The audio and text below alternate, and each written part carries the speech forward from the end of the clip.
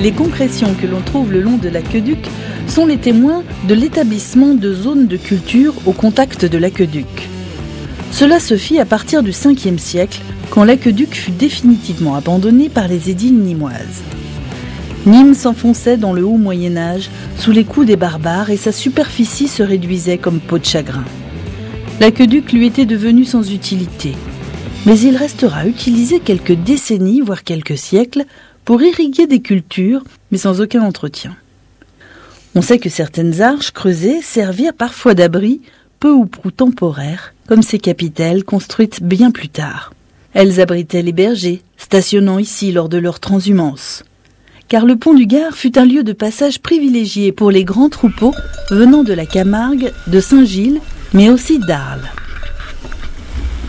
Des vestiges de la draille demeurent encore sur le grand site du pont du Gard. Il faut donc imaginer ces troupeaux de plus de 1000 têtes se faufiler sur le premier étage pour traverser la rivière.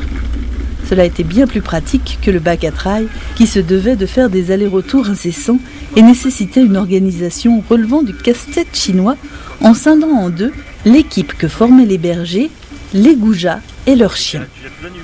Quand on sait le rôle crucial de l'élevage au vin dans l'agriculture jusqu'au XIXe siècle et l'intervention des fertilisants chimiques, quand on sait que l'économie à cette époque repose pour une très large part sur l'agriculture, on est en droit de penser que le passage sécurisé des troupeaux ne fut pas étranger aux décisions prises pour améliorer le passage via le pont du Gard.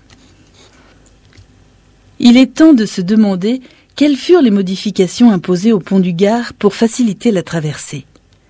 C'est donc au premier étage que traversaient les hommes, les bêtes et les marchandises. Cependant, la conception initiale du pont du Gard ne prévoyait pas cet usage, et le passage était plus qu'étroit au niveau des piles, une 50aine de centimètres. D'anciennes gravures nous montrent ce que furent les aménagements réalisés. Il semblerait que les plus anciens correspondaient au creusement des piles du premier étage du côté de l'amont.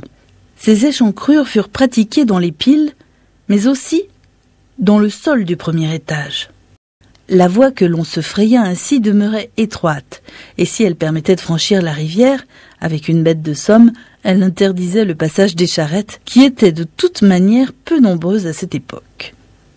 Pour faciliter le passage, au XVIIe siècle, on construisit des encorbellements qui permirent d'élargir la voie et des parapets pour protéger les passants de la chute.